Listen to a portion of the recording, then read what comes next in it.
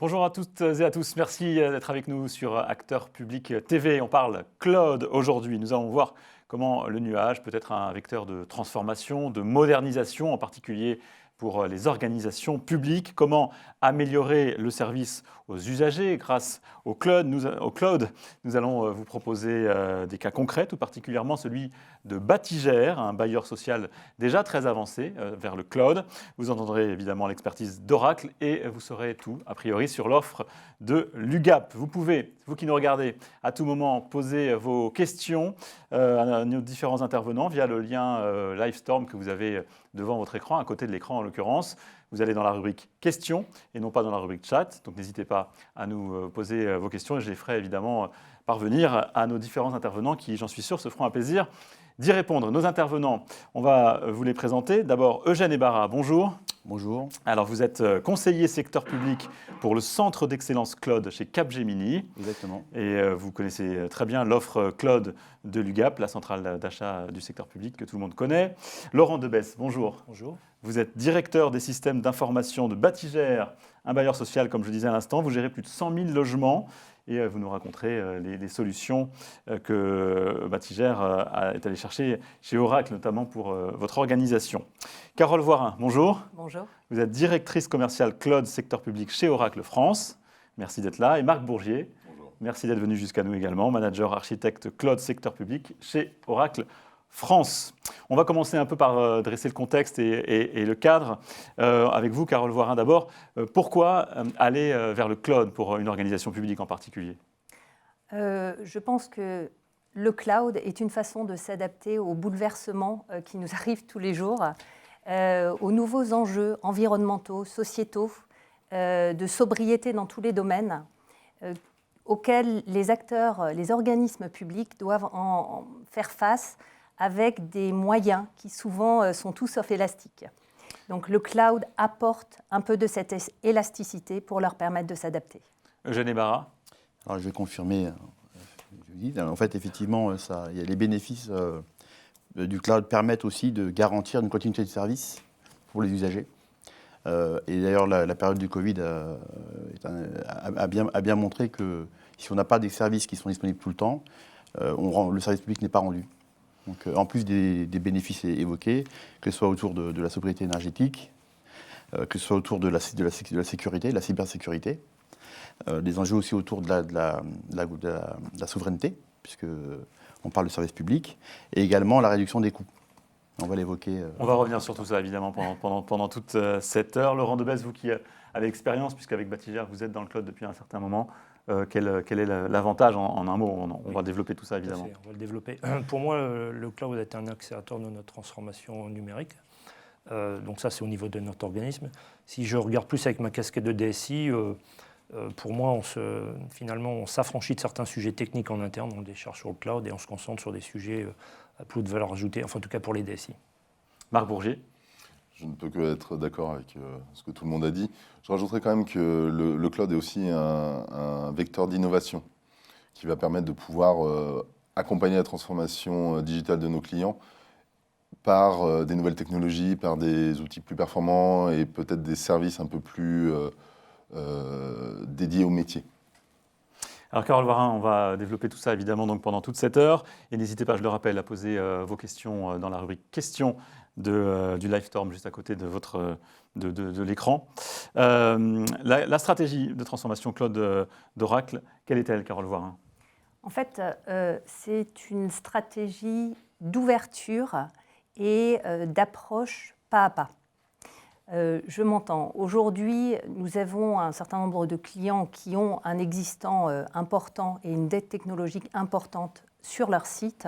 L'idée, ce n'est pas de les amener à faire un big bang et une transformation du jour au lendemain. En particulier chez les organismes publics, c'est quelque chose d'inenvisageable. Donc on a véritablement une stratégie d'accompagnement dans leur modernisation pas à pas, à leur rythme, avec une possibilité d'hybridité entre des plateformes qui peuvent être internalisées chez eux, avec des services cloud qui leur sont apportés sur ces plateformes internalisées, des plateformes externalisées avec notre cloud public ou le cloud européen souverain que nous avons annoncé pour le début 2023.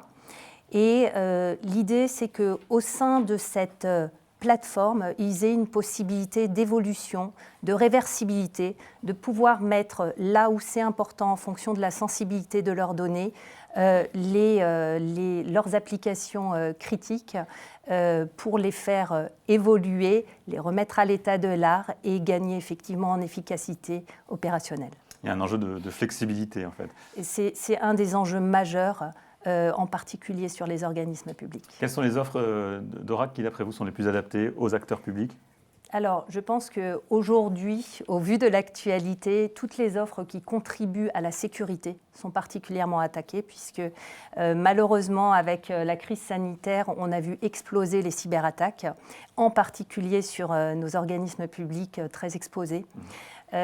Toutes les solutions qui contribuent également à des gains opérationnels, puisqu'on sait que sur ce secteur, les équipes sont en tension et ont dû mettre les bouchées doubles justement depuis le début de la crise sanitaire et tous les aspects économiques qui ont suivi.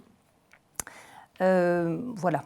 Il y a les enjeux sécuritaires, mais il y a les enjeux aussi de réglementation, d'adaptation au changement et à répondre à certaines obligations aussi. Comment vous faites pour répondre à ça ? Tout à fait. Effectivement, non seulement ils sont confrontés à des enjeux complexes, mais en parallèle, ça se fait dans un contexte réglementaire qu'on qualifie parfois de rigide. Donc, ils doivent trouver moyen de se moderniser tout en respectant ce cadre réglementaire. Donc, nous proposons justement des plateformes internalisées, qui est un premier niveau de réponse qui permet de leur apporter des services managés sur leur plateforme. Et puis, le cloud européen souverain que nous avons annoncé doit permettre justement d'envisager une bascule un peu plus importante dans le cloud pour en bénéficier, tout en respectant le cadre réglementaire européen. Vous l'avez évoqué en quelques mots tout à l'heure, il est possible de démarrer à petits pas justement dans le cloud pour des agents publics d'ailleurs ou pour des entreprises privées également d'ailleurs. Comment on peut obtenir des victoires rapidement et se rendre compte rapidement de l'intérêt de passer dans le cloud ? Tout à fait. Alors, il est possible et il est même conseillé parce qu'il y a toute une phase d'acculturation au cloud et c'est le fait de découvrir quelques usages, un petit peu ce qu'on appelle les quick wins, qui vont permettre de créer de l'appétence, de conforter le fait que ça apporte des optimisations opérationnelles, financières et de travailler pour ensuite y apporter d'autres applications peut-être un petit peu plus critiques. Nous conseillons en général de commencer par des environnements de test et de développement qui ne véhiculent pas de données sensibles pour découvrir les premiers bénéfices de porter un certain nombre d'applications et de bases de données dans le cloud. Après, nous avons également toutes les solutions d'audit de sécurité qui peuvent être très facilement mises en œuvre et peuvent permettre de détecter la sensibilité des plateformes sur site de nos clients et pour pouvoir y remédier. Donc ça, typiquement, ça fait partie des usages un petit peu quick win qui leur apportent un bénéfice immédiat. Marc Bourgi, on peut peut-être rentrer un peu plus en détail dans ces premiers pas vers le cloud que peuvent faire certaines organisations. D'abord, en quoi Oracle se différencie de ses concurrents ? Alors, de par sa nature, le cloud Oracle a été vraiment défini autour de la sécurité. C'est vraiment du security by design. Comme le mentionnait Carole, la sécurité actuellement est un des enjeux majeurs. Le nombre de cyberattaques explose et souvent nos clients n'ont pas forcément tous les moyens de mettre de la vraie sécurité en place. Donc vraiment, c'est quelque chose qu'on apporte. Après, également, on apporte une certaine agilité du fait de pouvoir amener les bénéfices du cloud dans les data centers de nos clients. Typiquement, je pense à nos offres Cloud at Customer et Dedicated Region, qui sont chez le client en eux-mêmes. Donc là, on s'affranchit aussi des enjeux de souveraineté. Également, alors, pour tout ce qui est base de données, on a vraiment des solutions extrêmement performantes, que ce soit sur la technologie Exadata, qui existait on-premise chez nos clients, mais qu'on a déporté dans le cloud. Et enfin, je pense qu'un des grands différenciateurs chez Oracle, c'est nous, on prône énormément le multi-cloud. Vraiment tirer bénéfice du meilleur de tous les mondes. C'est pour ça que je n'appelle pas les autres sociétés des concurrents, mais vraiment des confrères, parce qu'on peut travailler main dans la main pour apporter la solution qu'il faut aux clients, et vraiment la meilleure technologie. Alors vous avez, on l'a dit, donc une manière d'entrer à plusieurs niveaux hein, Oui. dans le cloud. En fait, vous vous adaptez à la maturité du client. De quelle manière? Bien sûr. Alors, sur la maturité des clients, on propose une offre qui est extrêmement complète, que ce soit l'infrastructure as a service, donc la partie IaaS, qui est vraiment, je veux dire, l'infra de base, avec du storage, du puissance de calcul, du réseau. Une partie plateforme as a service qui va leur permettre d'avoir des services managés ou semi-managés, que ce soit autour de la base de données, de l'intégration, de l'analytics également, qui est un des sujets majeurs chez nos clients, parce que c'est bien d'avoir de la donnée, mais il faut la comprendre et la visualiser. Également, alors Oracle est historiquement un provider de solutions software as a service, SaaS. C'est une très très vieille école chez Oracle, donc même si on n'est pas arrivé les premiers, on avait quand même cette appétence-là. Et donc, plein de logiciels qui étaient dans l'offre Oracle se trouvent dans le cloud maintenant. Également, quelque chose qui a été annoncé à Cloud World à Las Vegas il y a quelques semaines en arrière, voilà, qui sont toute une gamme d'outils de migration, ce qu'on appelle la migration as a service, qui va permettre de faciliter la migration vers le cloud de nos clients, que ce soit les bases de données, mais ça existe depuis longtemps, c'est une technologie auquel on est rompu, mais également sur tout ce qui peut être virtual machine, application et autres choses. Jeanne et Barras, la flexibilité dont on parle depuis tout à l'heure, et puis la possibilité d'entrer à petits pas dans le cloud, c'est quelque chose que les clients de l'UGAP et des services cloud recherchent? Alors, déjà, on va peut-être présenter ce que c'est que le marché de l'UGAP. On en parlera tout à l'heure, mais c'est juste en un mot sur ça. C'est une demande particulière des organisations publiques qui veulent aller vers le cloud? Alors, ce qu'on constate le plus souvent, c'est une approche produit, c'est-à-dire qu'on commence par un périmètre sur lequel on veut avoir des retours rapides pour pouvoir ensuite, derrière, décliner sur des services plus critiques. Donc, ça peut être des problématiques sur des environnements de développement, ça peut être de la déportation d'environnement pour la haute disponibilité, ça peut être de la sauvegarde externalisée. Voilà. Commencer par des services qui amènent de la valeur et un retour rapide, avec aussi des bénéfices qui sont constatés rapidement autour de la sécurité, autour de l'éco-responsabilité, c'est-à-dire consommer moins de ressources énergétiques, et aussi autour de l'organisation. Commencer à s'organiser pour travailler différemment. Donc on va désiloter aussi les organisations pour pouvoir justement amener de la valeur au travers d'une approche beaucoup plus agile. On en parle dans un instant. On va écouter d'abord surtout le récit, l'histoire de Batigère, puisque vous êtes dans le cloud depuis plusieurs années et vous êtes un précurseur dans ce domaine-là. Est-ce que vous d'abord nous dire qui est Batigère? Oui, très bien. Donc, comme vous l'avez dit tout à l'heure, on est un organisme HLM. Donc, notre métier, c'est on construit ou on achète des logements, on loge des familles suivant des conditions de revenus et on gère notre parc immobilier. Voilà, donc l'implantation, c'est l'Île-de-France, Paris, l'Île-de-France, historiquement le Grand Est, puisqu'on logeait les mineurs de la sidérurgie, Rhône-Alpes, PACA. Voilà, ça c'est notre carte et 100 000 familles on loge et 1800 collaborateurs. Alors, quelle est votre histoire avec le cloud? Quand avez-vous, quand Batigère a commencé à s'intéresser au cloud? Alors, moi, je suis arrivé il y a 8 ans comme DSI de Batigère. J'aime bien raconter cette anecdote-là. J'arrive avec une feuille de route de développer la feuille de route numérique, la transformation digitale dans le secteur du logement social. Je fais le tour des directions métiers, je leur parle de leurs enjeux, et ils me répondent je passe mon temps, c'est impossible avec la messagerie, je passe mon temps à faire du ménage, les quotas sont trop bas. Donc, en gros, je leur parle enjeu, eux, ils me parlent de leur caillou dans la chaussure, si je peux m'exprimer comme cela. Voilà, donc j'ai dit, il va falloir. Donc, finalement, on s'y est intéressé dès 2017, pour répondre à votre question, et on était en pleine écriture de nos orientations stratégiques. Et l'une, on l'avait nommée offrir une expérience collaborateur intégrée et simplifiée. Voilà. Et d'ailleurs, cette orientation stratégique, c'était pouvoir offrir aux collaborateurs de se connecter depuis n'importe où, ce qui n'était pas le cas avant, de manière fluide depuis des périphériques différents. Et donc, la première expérience cloud, finalement, c'était la mise en œuvre de la suite Office 365 qui a permis aux gens de répondre à cet enjeu de travail à distance. Alors, je sais que ce n'est pas une solution Oracle, mais c'était votre question sur quelle était notre première expérience. Donc, 2017, voilà, je ne savais pas en 2017 qu'on aurait une pandémie 2-3 ans après. Ça nous a honnêtement, ça vous a bien aidé à ce moment-là. Ça nous a bien aidé de ne pas avoir justement anticipé une infrastructure en interne. Je pense qu'on aurait su difficilement la gérer. Ouais. Donc vous êtes passé effectivement ensuite vers des solutions Oracle. Comment s'est passée la transition?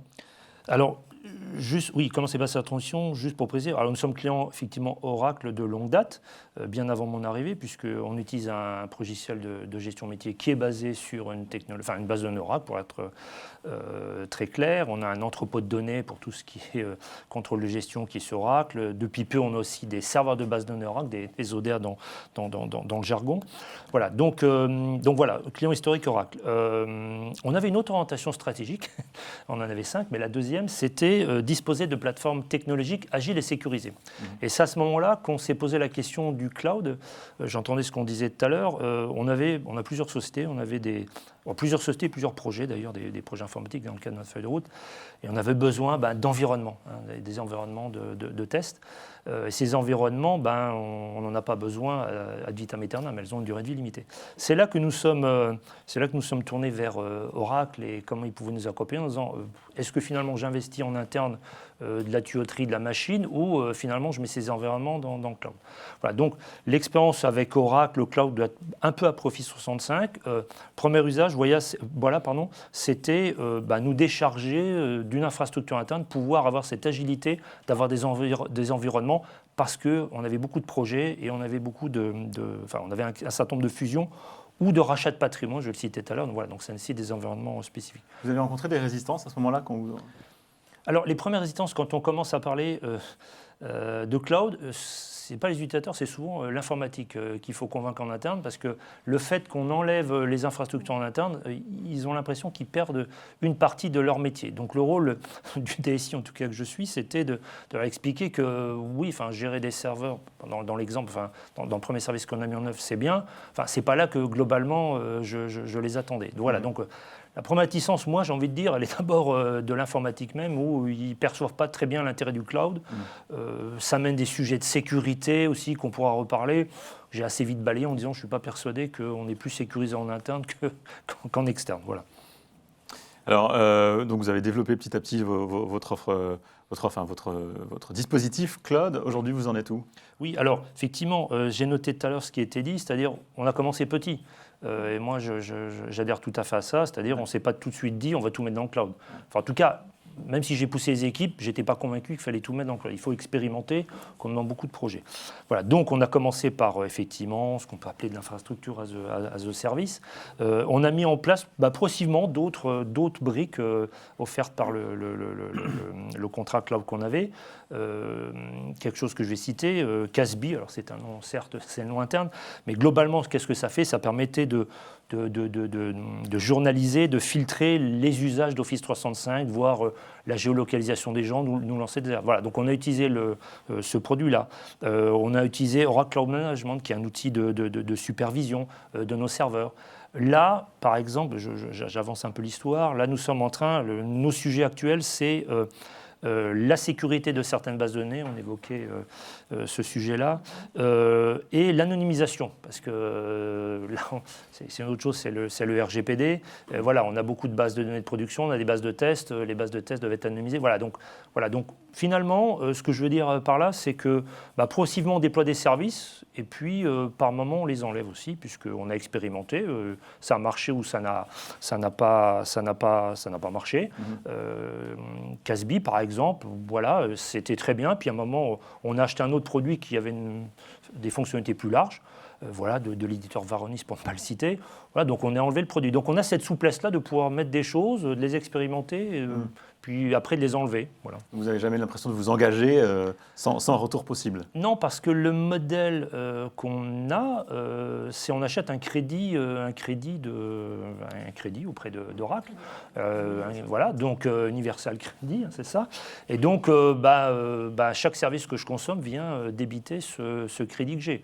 Voilà, donc quand j'ai plus de crédit, je recharge éventuellement, mais je ne me sens pas effectivement engagé, et ça c'est important, sur une durée longue. Alors si, sur le cloud oui, mais je ne me sens pas engagé sur un produit. Voilà, on a expérimenté, il y a eu des... parce que je suis là pour donner mon retour d'expérience, il y a eu des choses qui n'ont pas marché, c'est pas grave. Aujourd'hui, vous êtes donc assez mature sur le cloud chez Batigère. Vous avez ressenti quel type d'avantage par rapport au fait que vous seriez resté sur une infrastructure sur site? Oui. Un peu ce que je viens de dire, c'est-à-dire l'avantage d'avancer par étapes, C'est-à-dire, voilà, on n'est pas, je crois que c'est ce que disait Carole tout à l'heure, on y va par la politique des petits pas. Alors, il y a un avantage aussi financier. Je vous parlais des environnements. Forcément, on gère les budgets en tant que DSI. Mettre des environnements en interne. Je vous ai parlé de mon anecdote sur les histoires de messagerie. Mes équipes à l'époque disaient, bah oui, ça coûte de l'argent. Oui, d'accord, ça coûte de l'argent, mais le service n'est pas rendu. Voilà, donc là, voilà, il y a cette souplesse-là. Ce que je tiens aussi à souligner, c'est que pendant toute cette mise en phase des différents outils cloud, il y a eu l'accompagnement d'Oracle derrière, parce que voilà, on se lance dedans, mais on n'est pas forcément expert de tout en interne, notre DSI. Voilà, donc il est important d'avoir aussi un accompagnement derrière. En l'occurrence, nous, c'était Oracle. Carole Voirin, vous voulez ajouter un mot sur cet accompagnement ? Effectivement, c'est quelque chose d'extrêmement important. Une démarche vers le cloud, c'est un projet. Ce n'est pas simplement une vente de solutions et puis après, vous vous dépatouillez avec. Donc, Oracle est très sensible à travailler déjà en amont pour pouvoir vous accompagner sur la description de la trajectoire et puis après, tout au long du projet. Parce que si on rate ce coche, il n'y a pas de bonne gestion du changement et le cloud ne se pérennise pas. Les usages cloud ne se pérennisent pas. Donc cet accompagnement est important. Il est réalisé à la fois par les équipes Oracle, mais également par son écosystème. Je pense que Jeanne en parlera tout à l'heure également. Absolument. Accompagnement, partenariat, je dirais même, pour aller un peu plus loin. Parce que, voilà. Donc, je parlais tout à l'heure d'avantages pour l'organisation et pour finalement le service rendu aux agents de Batigère. Quels sont les avantages que ça procure ? Vous avez parlé tout à l'heure du Covid, de la crise Covid, par exemple, c'est un exemple concret. Oui, c'est un exemple concret. Il y a des services, je pense, qu'on n'aurait pas pu offrir si on n'était pas dans le cloud. Enfin, clairement, dans la crise Covid, c'est posé la question, si je prends cet exemple-là, de nos infrastructures internes. On était tous en télétravail, en tout cas les équipes informatiques, tous les agents n'étaient pas en télétravail. Comment on va faire des sauvegardes, comment on va assurer nos serveurs. Clairement, alors, peut-être que ça ne se voit pas d'un point de vue utilisateur, mais globalement, l'utilisateur, enfin, nos usagers ont pu travailler parce qu'une partie de nos infrastructures était en cloud. Donc, je te disais en introduction, on se décharge un peu vulgairement de certains aspects techniques. Voilà, donc pour moi, voilà, il y avait ce bénéfice-là côté collaborateur. Et pour les locataires aussi, peut-être de Batigère, même si évidemment ils ne s'en rendent pas compte, ça procure aussi une simplification aussi peut-être des démarches. Oui, alors là, ce qu'on essaie plutôt côté locataire, c'est notre plan de transformation numérique. Voilà, et là, je dirais plutôt c'était un autre axe de notre autre axe stratégique, je vais y arriver, qui était offrir un parcours 100% numérique à nos locataires, depuis la demande de logement, l'entrée d'eux et à la sortie. Et ça, clairement, c'est-à-dire qu'il y a un certain nombre sans entrer dans le détail, il y a un certain nombre de solutions à mettre en œuvre. Et clairement, on a besoin d'accélérer le rythme de mise à disposition de ces solutions-là. Et le cloud, clairement, est un accélérateur. Voilà, donc j'espère que les locataires le voient comme ça. Est-ce que l'enjeu de souveraineté a été important dans le choix aussi ? Alors, je vais répondre sans langue de bois et au risque peut-être d'interpeller des gens. Ça n'a pas été ma préoccupation première quand on a mis en place le projet de cloud, parce que l'enjeu d'une DSI, souvent, c'est, je viens de le dire, il faut avancer vite, livrer dans les temps, tout en respectant effectivement un certain nombre de contraintes réglementaires. Donc c'est un numéro d'équilibriste par moment. Voilà, donc moi, ma stratégie a été de dire, on y va, ce qu'on met dans le cloud, et ça a été un peu évoqué tout à l'heure, ce ne sont pas des données sensibles. Voilà, donc je l'ai fait passer comme ça en disant, ce ne sont pas des données sensibles, on va dans le cloud. Sous-entendu, j'espère bien que les fournisseurs d'accès, enfin voilà, les différents éditeurs travailleront sous la souveraineté. Si je regarde Microsoft tout à l'heure, pour ne pas les citer, on savait très bien que la messagerie n'était pas hébergée en Europe quand on a démarré. Depuis, c'est le cas. Voilà, donc j'ai préféré adopter, je ne ferais pas la même réponse si j'avais de la donnée sensible, de la donnée de santé, ainsi de suite. Mais globalement, voilà, ma stratégie, je ne dis pas que ça n'a pas été important, je dis que ce n'est pas un critère qui a guidé notre choix, un critère premier. Marc Bourgier, dans l'offre en détail, l'offre d'Oracle, justement, il y a effectivement cette question de faire un premier pas dans le cloud sans forcément y déposer des données sensibles, c'est important. Tout à fait. L'avantage que l'on peut avoir dans OCI, c'est que certains services sont proposés dans le cloud, hébergés dans le cloud, mais par contre peuvent également être connectés à des environnements chez les clients on-premise, ce qui pourrait permettre justement de pouvoir tirer des bénéfices que ce soit sur de la sécurité, du management, des choses comme ça, immédiatement, sans pour autant faire des gros moves de données dans le cloud. Comme l'a expliqué Laurent, effectivement, voilà, les données sensibles, ça reste un sujet qui est crucial et qui est réglementé. On essaye justement d'avoir quelques cas qui peut intéresser le client, apporter de l'agilité, apporter de l'innovation à nos clients, sans pour autant avoir des grosses contraintes réglementaires. Concrètement, justement, vous pouvez nous donner des exemples de ces cas? Pour vous donner quelques exemples, typiquement, un des premiers points, on est acteur de base de données depuis 45 ans. Ça, c'est notre cœur de métier, on connaît très bien. Et je veux dire, le premier cas d'usage concret serait de faire des backups dans le cloud. Simplement, on-premise, ça peut être compliqué, il peut y avoir des soucis de ransomware ou des choses comme ça. L'avantage de les mettre dans le cloud, c'est que les données sont encryptées. Donc, on n'y a pas accès, les clients ont les clés de chiffrage chez eux. Premier point. Deuxième point, qui répond à un besoin d'innovation, j'ai envie de dire, et également de pouvoir attirer des talents, l'attractivité des ressources, qui est un souci parce que tout le monde dans l'IT ont du mal à recruter. C'est ce qu'on appelle une Innovation Factory, qui va servir à un environnement bac à sable, taillé sur mesure sur les besoins du client. Alors ça peut être des environnements de containerisation type Kubernetes ou des choses comme ça. Ça peut être également des petites applications jetables low-code type avec notre Apex, avec notre service Apex Services, qui vont permettre aux développeurs, aux personnes de l'IT de pouvoir, je veux dire, s'amuser un petit peu avec des nouvelles technologies, créer de l'appétence pour ça et du coup aller petit à petit d'une infrastructure 3 tiers classique que tous nos clients ont vers un peu plus de cloud native ou des choses comme ça. Également, une des solutions que nous proposons qui s'appelle DataSafe, qui permet de faire des audits de sécurité des bases de données, que ce soit dans le cloud ou chez nos clients. Donc, ça ne va pas résoudre les problèmes. Par contre, ça va vous faire un listing complet de tiens, ça, c'est des failles de sécurité que vous pourriez améliorer. Avec des conseils et des recommandations. Avec des conseils et des recommandations. Et après, vous avez toujours un accompagnement commercial et technique sur lequel nous aussi, on vient rebondir là-dessus en disant voilà, pour tel problème, on peut vous conseiller ça ou il faudrait peut-être faire différemment. Sur ce point-là, Carole, vous voulez peut-être ajouter quelque chose sur les recommandations qui sont formulées? Non, je suis complètement alignée, bien évidemment, avec les recommandations de Marc. Il y a des secteurs où c'est particulièrement sensible. Typiquement, il parlait tout à l'heure de la sauvegarde dans le cloud, avec une encryption complète, un chiffrement complet des données. Donc, on peut également y mettre des données sensibles. C'est particulièrement important, par exemple, sur le secteur de la santé. Voilà, où on a une actualité quand même très lourde et où on voit régulièrement... Exactement. Encore la semaine dernière, voilà, il y a... Bon. Justement, comment vous répondez aux exigences de ce secteur qui est particulièrement sensible? Eh bien, en les accompagnant sur ce type d'usage qui aujourd'hui est possible dans le respect du contexte réglementaire. Après, sur le secteur de la santé, nous sommes depuis juin 2020 hébergeurs données de santé au niveau de l'ensemble de nos services cloud et sur l'ensemble de nos data centers. Voilà. Et c'est l'offre souveraine que nous allons... qui va être opérationnel en 2023, début 2023, devait permettre de faire un pas supplémentaire pour ces établissements. Alors, on va parler donc de l'offre de l'UGAP avec vous, Eugène Ibarra. Quel est le panel d'offres que propose l'UGAP au DSI du secteur public? Alors, le marché cloud commercial de l'UGAP, c'est un marché avec des prescripteurs qui nous ont permis de définir le contenu du marché.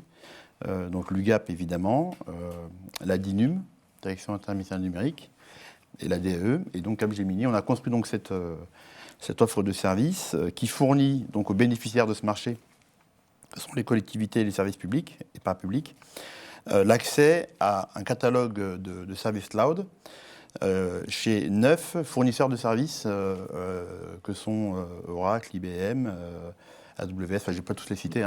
Voilà, si maintenant vous avez commencé, vous êtes obligé de tous les citer. Alors, donc Oracle, IBM, AWS, C'était une blague. Microsoft, Google, Scalway, OVH, Orange, voilà.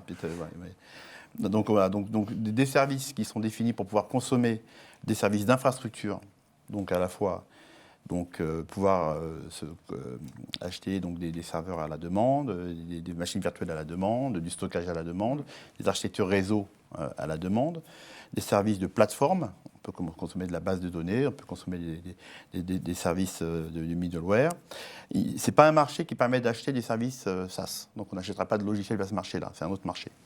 Par contre, dans ce marché-là, on bénéficie d'une gouvernance qui permet de piloter la consommation des services sur des tarifs qui sont négociés à l'avance avec les fournisseurs. C'est-à-dire que vous passez d'un modèle où vous devez acheter des infrastructures chez vous, à un modèle où vous allez souscrire à des consommations en fonction du besoin. C'est un changement de paradigme qui est très important, puisque derrière, ça sous-tend déjà une accélération de la mise à disposition des plateformes par rapport au temps, on va dire, habituel qu'on a pour fournir des plateformes. Donc pour les DSI, il y a un bénéfice. Le deuxième bénéfice, c'est bénéficier tout de suite des éléments de sécurisation intrinsèques aux plateformes. On l'a évoqué juste avant. On a parlé du chiffrement, on va parler du cloisonnement réseau, on va parler de toutes les technologies qui permettent de gérer la gouvernance cloud qui peut être assez complexe. Donc cette accélération-là est au bénéfice des usagers. Un autre bénéfice aussi, on a tous conscience aujourd'hui de l'approche éco-responsable qui est nécessaire dans la mise en œuvre des projets informatiques, de bénéficier de plateformes qui sont par nature éco-responsables. C'est-à-dire que les plateformes que vous allez consommer dans le cloud consomment moins d'un point de vue énergétique parce que les mécanismes d'hébergement sont définis pour ça et répondent à des réductions, on va parler de PUE, qui sont assez importantes et pas comparables à ce qu'on peut avoir on-premise. Il y a des chiffres là-dessus, sur ce sujet, sur la je peux vous citer une référence Oracle, avec Capgemini avec Oracle, pour la SNCF, et donc un projet qu'on a mené pour migrer toutes les applications de finance de la SNCF dans le cloud Oracle, avec des réductions d'empreinte carbone mesurées de plus de 30%, 30 à 40%. Donc c'est assez impressionnant. Et c'était fait il y a 2 ans. Sachant que les infrastructures, exactement, et en plus la réglementation va aller dans ce sens-là. Qu'aujourd'hui, vous ne pouvez pas déployer des projets informatiques sans avoir cette priorité-là. Les 2 axes forts, l'éco-responsabilité, la cybersécurité. Alors, ça sous-tend aussi une gestion financière. C'est ça, il y a une réduction des coûts possible. Oui, mais la réduction des coûts, elle est possible si vous la gérez. Ouais. C'est-à-dire qu'on va parler pour le coup de FinOps.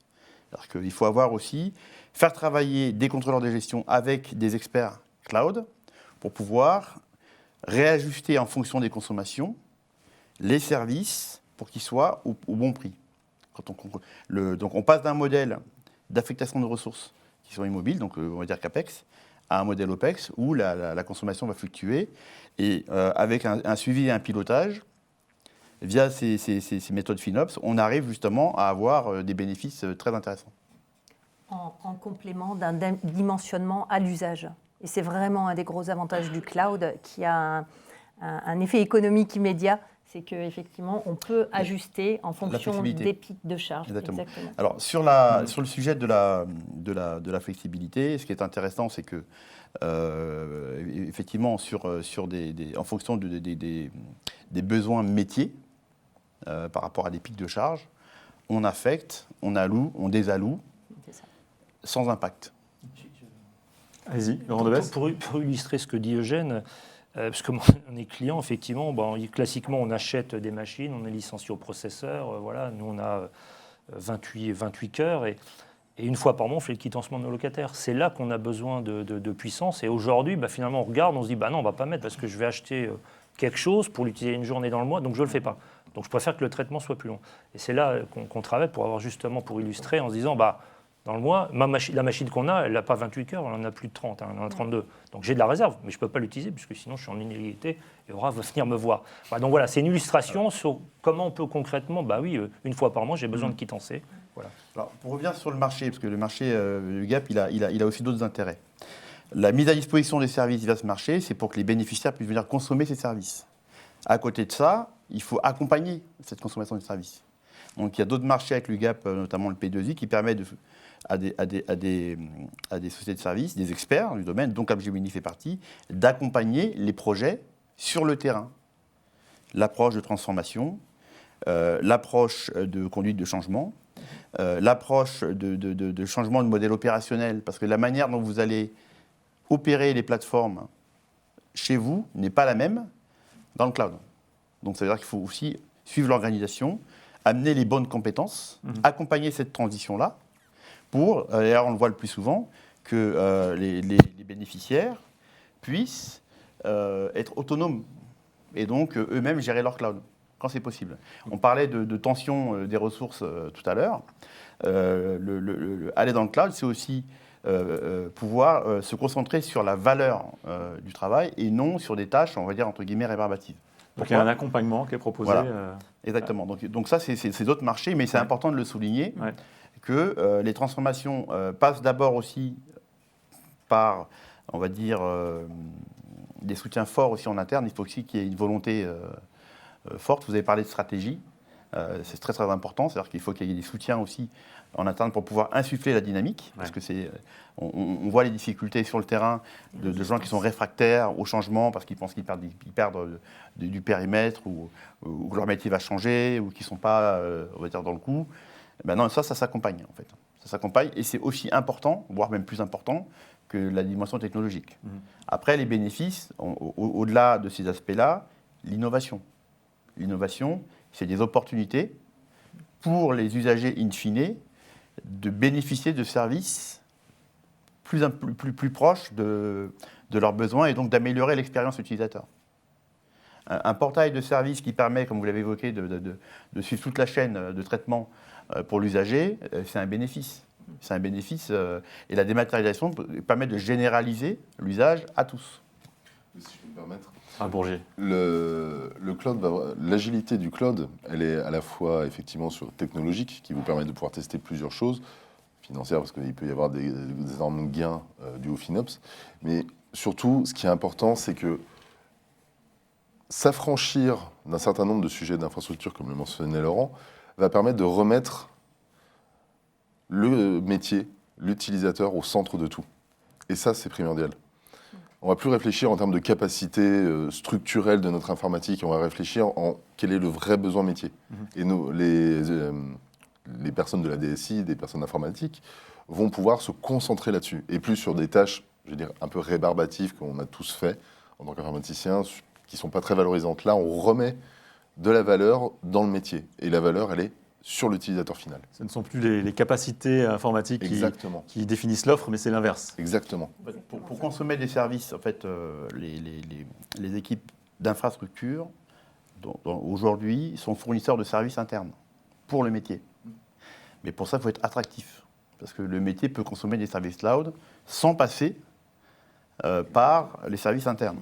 Donc ça sous-tend quand même qu'il y ait un alignement, on va dire, des étoiles pour que les services soient dimensionnés et adaptés aux besoins du métier. On a tous des retours d'expérience où les gens vous disent ben non, la mise à disposition de telle plateforme pour tel projet, ça met du temps, on n'est pas content, ça ralentit le projet. Et l'enjeu, ce n'est pas l'infrastructure, c'est le logiciel. Alors, je vais quand même amener des éléments importants sur l'aspect, on va dire, d'accompagnement de la transformation cloud du point de vue des aides de l'État et des dispositifs qui sont à la disposition des collectivités.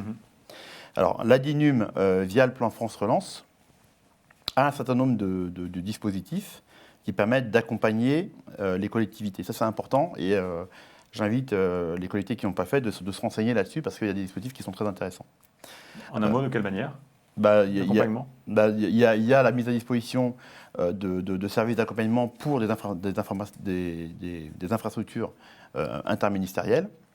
Il y a l'accompagnement pour l'usage de l'outil France Connect qui permet de faire de la fédération de gestion d'identité pour se connecter à tous les systèmes.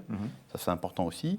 Et après, il y a, là, ce n'est pas la DINUM, c'est plutôt des incitations financières via la FCTVA, qui est une dotation pour les collectivités territoriales depuis 2020, qui permet de récupérer des dépenses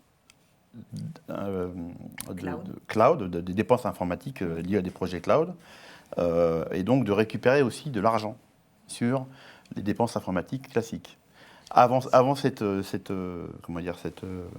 publication de loi en 2020, c'était pas possible et donc les DSI avaient tendance plutôt à internaliser les services avec ce changement-là et cette incitation financière, ça va les inciter aussi à ouvrir aussi le sujet à aller chercher à consommer les services cloud. Il est possible de faire passer certaines dépenses en matière d'investissement, c'est ça aussi? En fait, c'est pas de les passer en matière d'investissement, c'est plus de récupérer via cette dotation les dépenses liées au cloud qui ont été investies. Très bien. On va rentrer dans le détail de la stratégie justement on a parlé pour réduire les coûts en maintenant le même niveau de fiabilité, Marc Bourgier. Comment vous faites pour amener une baisse des coûts tout en étant à un niveau de sécurité et de fiabilité idéal? Alors, le premier, effectivement, je l'ai très bien dit, c'est le FinOps qui va permettre de pouvoir, coller le coût à la vraie consommation. Le but, c'est pas de payer plus ce qu'on a besoin, c'est vraiment de payer ce dont on utilise. Donc ça, c'est tout un mécanisme qui peut être accompagné par un outil que l'on propose qui s'appelle Cost Analysis, qui est disponible dans notre console, qui va vraiment analyser les coûts de chaque ressource et proposer quelques améliorations. Également, tout ce qui peut être, alors je rentre un petit peu plus dans la technique, vous m'excusez, mais tout ce qui peut être tag, compartment, c'est-à-dire identifier quel besoin pour vraiment voir la consommation réelle de ces choses. Un exemple tout bête, Laurent ne va pas me contredire, je pense, sur le modèle on-premise, les serveurs de développement, typiquement, la nuit, le week-end, ils sont allumés. Alors que personne ne se connecte dessus, personne ne les utilise. Donc c'est de la dépense inutile, entre guillemets. Là, l'avantage du cloud, par certaines formes d'automatisation via du scripting ou des choses comme ça, permettent d'arrêter ces ressources-là à la nuit. Donc mine de rien, c'est un coût qui est incroyable. Parce qu'on parle quand même de 8 heures par jour et de 2 jours entiers. En matière énergétique, en matière énergétique, en matière de sobriété énergétique, en matière de sobriété fiscale, de coût en lui-même, ça ne peut être que bénéfique. Alors j'ai une question d'ailleurs sur le Livestorm qui concerne justement l'environnement. Le cloud ne pousse-t-il pas à sauvegarder beaucoup de données sans vraiment s'interroger sur leur finalité, alors même qu'on dit que la sauvegarde sur serveur n'est pas éco-responsable? Justement, je ne sais pas qui veut répondre là-dessus, mais est-ce qu'elle est plus là-dessus? Je vais répondre parce que quand on déploie les environnements dans le cloud, on change de paradigme. On ne sauvegarde pas forcément les environnements, on les détruit, on les reconstruit. Le cycle de vie des environnements n'est pas du tout le même. Vous prenez un plan de production on-premise, vous allez le déployer chez vous, vous allez le déployer dans le cloud, vous allez devoir changer le synoptique du cycle de vie. Pourquoi ? Parce que on n'est pas dans une logique de faire des sauvegardes incrémentielles, comme on peut le faire. On détruit les environnements, on les reconstruit. Et donc, quand je parlais de conduite du changement, c'est aussi des compétences qu'il faut acquérir dans la manière d'adresser l'exploitation des services dans le cloud. On ne va pas stocker des volumétries indues dans le cloud, ça ne se fait pas. Un environnement qui n'a pas de raison d'exister, on le détruit. Et d'ailleurs, pour compléter l'autre point, on peut configurer des services avec des bails d'usage pour une durée limitée. Je provisionne un environnement pour 2 mois parce que j'ai telle fonctionnalité applicative à développer et à tester. Et dans 2 mois, automatiquement, l'environnement est arrêté. Et donc, plus de services consommés. Donc voilà, il y a des mécanismes un peu différents qui permettent d'adresser ce point-là d'une autre manière. Laurent Debesse. Oui, par rapport à la question, moi, je dirais que c'est plus incitatif le cloud. Quand on est en interne, l'espace il est là, je parle de ma DSI, personne ne fait le ménage. Quand vous êtes dans le cloud, vous payez comme à l'usage. Donc au bout d'un moment, il y a comme un intérêt financier à se dire, est-ce que j'ai besoin de sauver toutes les données ou d'avoir tous ces environnements-là? Voilà, il faut regarder le côté économique que je regarde souvent. Il y a le côté économique, mais il y a surtout les fondations de déploiement de l'infrastructure. C'est-à-dire que quand on déploie des services dans le cloud, quand on parle de sauvegarde, on parle de zones d'atterrissage. On va dire en anglais landing zone. Pour les spécialistes, ça parlera. Quand on déploie ces services-là, qu'on met les fondations, on définit des politiques qui vont évoluer, mais on définit des politiques qui permettent d'automatiser un certain nombre de choses. L'action humaine est réduite. Ça amène des bénéfices déjà en termes de fiabilité, de réduction de coûts. Donc là, on parlait d'automatiser les arrêts, les relances, etc. Et on peut enrichir donc, ces catalogues de services en fonction des besoins. Et donc cette problématique-là, c'est des éléments qui doivent être adressés au plus tôt quand on définit les fondations pour automatiser des tâches qui vont traiter cette partie. Je peux m'en rajouter Bien sûr, une oui. seconde. Typiquement, sur certains services officiels, le cloud, chez OCI en l'occurrence, donne des SLA, des garanties de fonctionnement. Donc typiquement, sur un service typiquement l'Autonomous Database, qui est un SLA à 99,995% si mes souvenirs sont bons, le besoin, on parlait de sauvegarde, le besoin de rétention de la sauvegarde n'est pas la même. Vu que le SLA garanti est à 0,005%, 100%, il n'y a peut-être pas besoin d'avoir 6 mois de rétention, mais peut-être que 1. Donc en fait, comme le disait Eugène, il y a une conduite du changement à faire, mais qui est au niveau technique, au niveau gouvernance en elle-même, parce que du coup, les politiques de stratégie ne sont pas les mêmes et doivent être adaptées. Si on prend les mêmes politiques actuelles et on les met dans le cloud, vous aurez beaucoup moins de gains, que ce soit économique, énergétique ou technologique. Je rappelle à vous qui nous regardez que vous pouvez donc nous poser vos questions sur le live storm et j'essaierai de les répercuter dans la rubrique questions. Carole Voirin, il y a aussi une exigence de la part des acteurs publics qui est celle de la prévisibilité des investissements à long terme. Comment vous faites pour répondre à cette exigence particulière ? Alors, pour répondre à cette exigence particulière, déjà, on accompagne en amont. Donc, on l'expliquait, ce sont des projets. Ce n'est pas de la vente technologique. On change de paradigme, comme disait Eugène. Donc, il y a tout un accompagnement en amont pour essayer d'estimer au plus près quelle va être la réalité du besoin en termes de consommation de services cloud. Donc, ça, c'est un premier élément de réponse. Après, tout au long du cycle de vie du projet, il y a de la surveillance qui est réalisée par Oracle pour s'assurer effectivement qu'en permanence, la feuille de route qui avait été dessinée est suivie au plus près, alertée en cas d'écart. Il y a également du côté de Capgemini une surveillance à cet égard et des alertes si jamais on s'écarte de ce qui avait été prévu, ce qui permet vraiment d'avoir cette prévisibilité sur le long terme. Je vais compléter. Alors, le sujet financier dans le cloud, c'est un vrai sujet très important parce qu'il y a eu beaucoup d'échecs, en tout cas au début des projets, parce qu'il n'y avait pas de vigilance sur on va dire, sur les consommations. L'activité de FinOps, en soi, alors on parle de projet, moi je parle presque de programme, c'est que c'est des transformations à tous les étages. Ce n'est pas juste les populations techniques, c'est à tous les étages. On travaille différemment, les équipes d'infrastructure se rapprochent des équipes métiers ou des équipes de développement pour avoir une proximité, une agilité pour que les services soient plus efficients. La deuxième, c'est la mise en place au niveau de la gouvernance d'éléments de pilotage, donc on l'a évoqué, donc ça peut être l'étiquetage qu'on appelle les tags pour pouvoir identifier de manière spécifique les consommations des services, mettre en place des alertes et des seuils de consommation. Via le marché de l'UGAP, ces éléments-là sont fournis.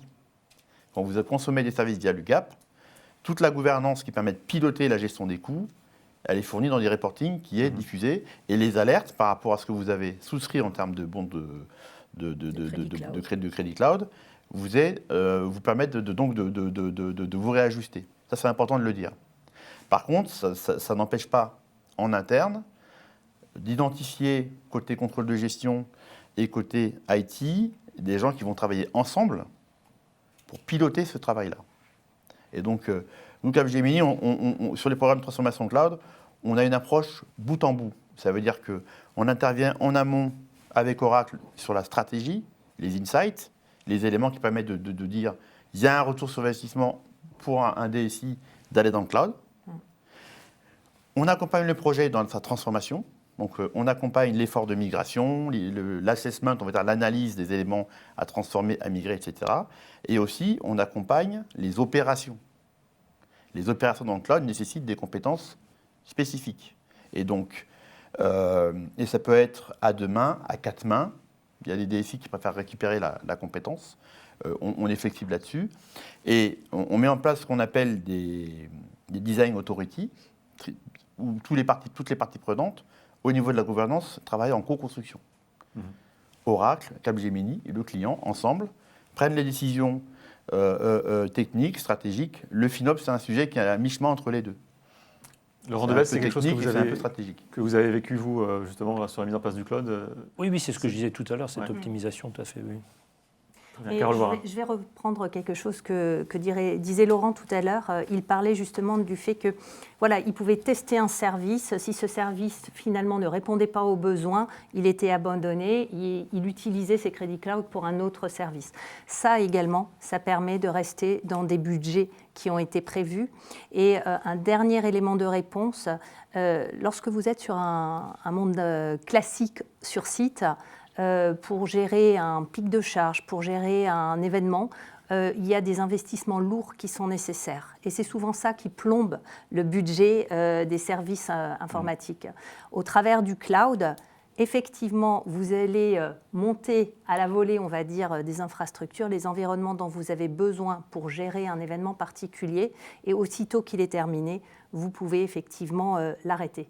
Et c'est ça qui permet aujourd'hui au DSI d'avoir, à mon sens, des outils de gestion pour rester dans les budgets qui sont de plus en plus contraints et sur lesquels on leur demande de la prévisibilité, alors que les événements auxquels ils vont être confrontés, à la limite, ils n'ont pas la prévisibilité là-dessus. Si je peux compléter, j'ai aussi une expérience dans le privé avant. Enfin, c'est plus facile de vendre à une direction générale. J'achète un service parce que je leur dis, c'est comme si on a de l'eau, de l'électricité. Quand je leur dis que j'achète des serveurs, le principe, ils ne comprennent pas. Ça coûte cher, voilà. Ouais. On va en arriver à la fin de cette matinée. Une question quand même sur le Livestorm de Franck Pasqualetti. Est-il possible, je ne comprends pas la question, mais vous allez sans doute pouvoir me donner des infos.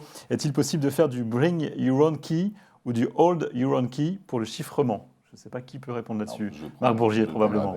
Donc effectivement, comme je le disais en introduction, le cloud Oracle a été security by design.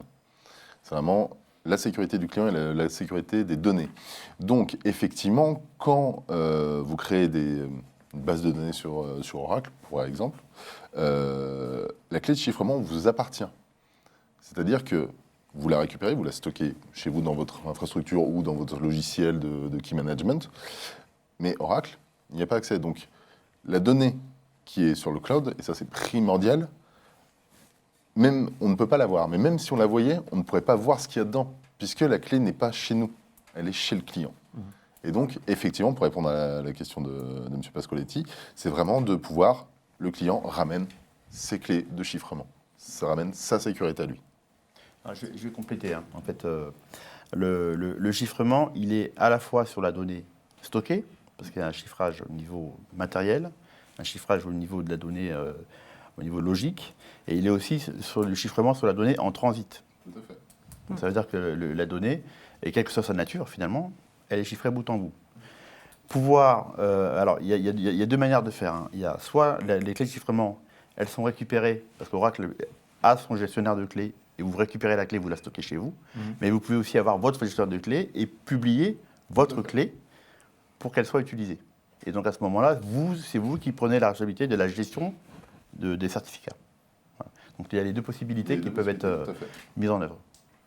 On arrive donc sur la fin de cette matinée, mais sur les perspectives maintenant pour le cloud, Carole Voirin, on a parlé des différents acteurs du cloud qui ne sont pas forcément des concurrents. De quelle manière vous êtes complémentaires? Non, tout à fait. Aujourd'hui, évidemment, on a quelques zones de redondance dans nos approches avec nos confrères, mais la plupart du temps, nous sommes complémentaires. Ne serait-ce que pour tenir compte de l'historique de nos clients. Lorsqu'il y a un existant Azure, par exemple, nous avons développé une offre d'interconnexion qui va permettre à notre client d'aller appeler des services Oracle au travers de sa console Azure avec des services de fédération d'identité, etc. Bref, pour lui simplifier l'expérience. Donc il y a une vraie stratégie multi-cloud et d'ouverture également vers l'open source qui est affirmée. Après, vous me posez la question des perspectives. Moi, je vais reprendre deux éléments de langage de Laurent. Il parlait tout à l'heure de cailloux dans la chaussure, alors que lui parlait d'enjeux métiers. Eh bien, j'espère qu'avec les organismes publics, on est en train de finaliser on va dire, l'étape d'enlever les cailloux dans la chaussure et qu'on va pouvoir passer à des usages plus innovants pour les accompagner dans les nouveaux services qu'ils veulent fournir à leurs citoyens, à leurs usagers, à leurs patients, pour les remettre au cœur de leur parcours.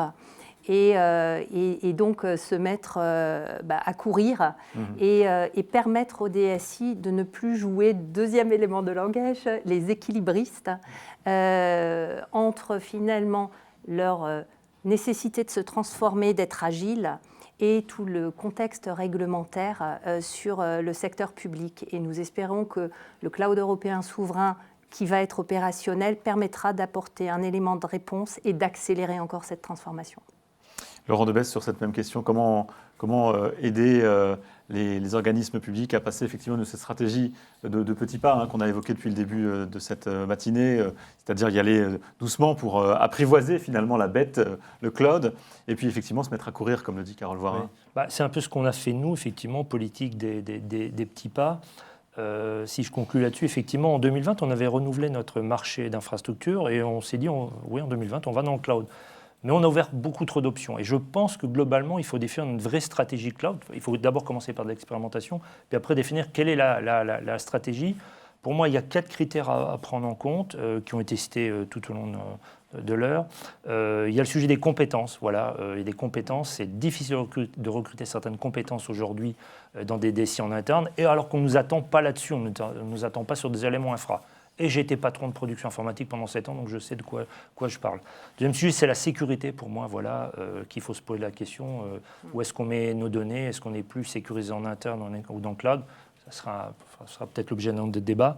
Il y a la logique économique qu'il faut prendre en compte dans cette stratégie, on en a parlé suffisamment, et la logique environnementale, je ne peux pas effectivement la négliger. Voilà, donc définir une vraie stratégie, toujours commencer par la politique des petits pas, puis à un moment, effectivement, passer la seconde. Je vais compléter. Et on va terminer là-dessus après, Jeanne Barra. Ouais, je vais compléter. Nous, on appelle ça le passage à l'échelle. C'est-à-dire que le passage à l'échelle, c'est une approche programmatique. Et donc, on reprend tous les éléments que vous avez évoqués dans une approche, on va dire, stratégique avec le support des directions pour insuffler cette accélération. Merci beaucoup à vous 4 d'avoir été avec nous. Merci Carole Voirin, merci Jeanne Barra, merci Laurent Debesse et merci Marc Bourgier. Merci à vous surtout de nous avoir suivis et d'avoir un peu participé. Il y avait une dernière question, mais c'est très chargé. On va la poser quand même, qui va compléter. La complexité juridique française est-elle difficile pour le cloud? C'est une question de Philippe Stock. En un mot, parce qu'il ne reste plus de temps. Alors, c'est compliqué de répondre en un mot, je sais. Vous pouvez répondre non. En un mot, c'est pas simple, effectivement. Dans la complexité juridique, on s'y adapte. Aujourd'hui, effectivement, on est conscient qu'il faut qu'on réponde aux préoccupations, entre autres de non-extraterritorialité juridique, puisqu'on parle quand même de données très sensibles et que, de façon naturelle, les organismes veulent être rassurés sur ces sujets. Et c'est des sujets sur lesquels on investit lourdement. Encore une fois, je reviens sur le cloud européen souverain est un élément de réponse. Merci encore à vous 4. Merci de nous avoir suivis. À très bientôt sur Acteurs Publics TV.